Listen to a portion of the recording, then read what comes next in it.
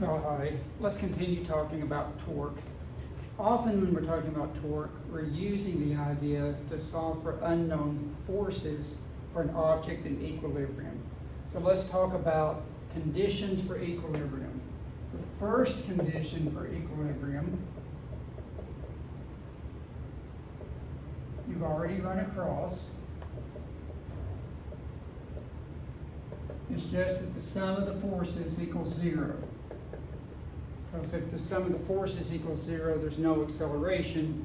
And this means the sum of the forces in the x direction equals 0, and the sum of the forces in the y direction equals 0. But there's a second condition for equilibrium. So the second condition for equilibrium is that all of the torques also have to equal, the sum of all the torques has to equal 0. So if you add up all the torques, they also equal 0. So this is so the object won't have a rotational acceleration. Now, so we're going to use these conditions to calculate the forces that put an object in equilibrium. Now, to do that, I have to have a quick aside on a concept called center of mass. So an aside on center of mass. So let's think about it this way. Suppose I have some heavy beam like this, and I maybe try and balance it on some pivot, and perhaps there's some other forces acting on it, but those forces aren't enough to hold it up. So there's a force here, there's a force here, there's also a force here. There's also the weight of the beam.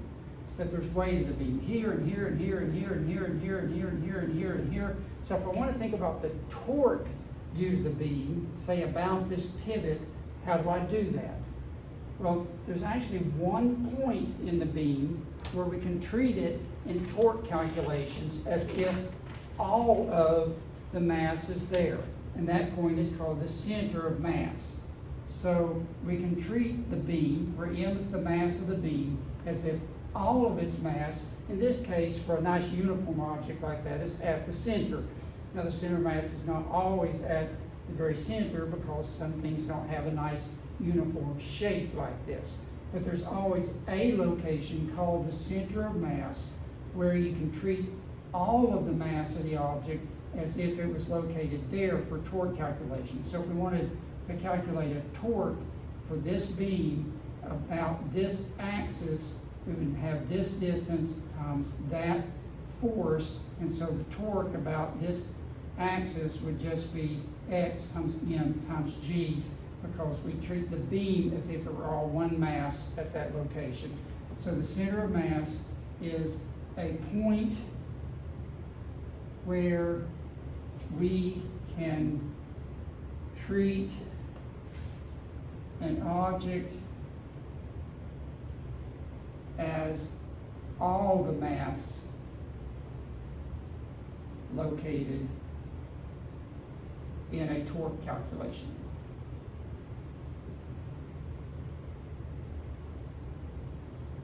On the one hand, this might seem fairly obvious, but on the other hand, maybe it's not, because see this mass out here that's a lot further from the axis is causing a lot more torque, and the mass that's a lot closer to the object is causing a lot less torque.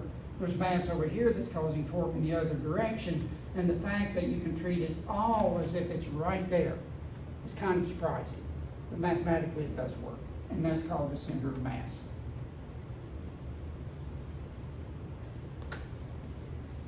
Now, so all I really need to do is do an example of using these conditions for equilibrium, and then you'll practice it in class and in your homework. So, example. So here is a wall, here's a beam extending out from that wall, there's a cable with a tension,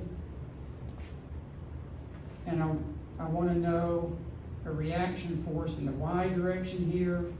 Let me put that in a different color so you can see it better.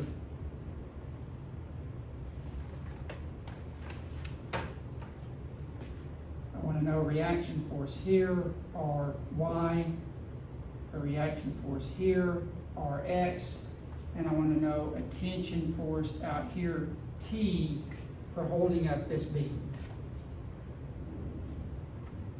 This beam is 1 meter long.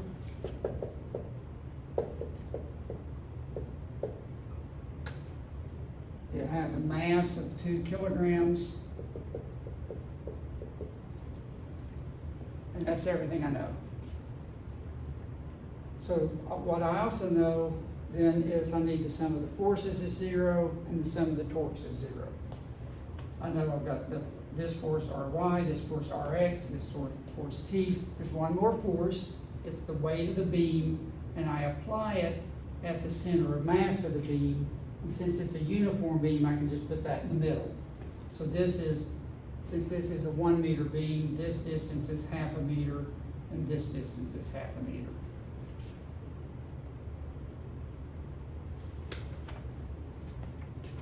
So we can use sum of Fx equals 0, sum of Fy equals 0, and sum of the torques equals 0. It actually is often the case that it's easiest if you start with the sum of the torque calculation. I know that seems like a harder calculation, but it's usually the easiest place to start. Here's why. You can choose the axis wherever you want for the calculation. Often there'll be an obvious place. I'm going to choose the axis here.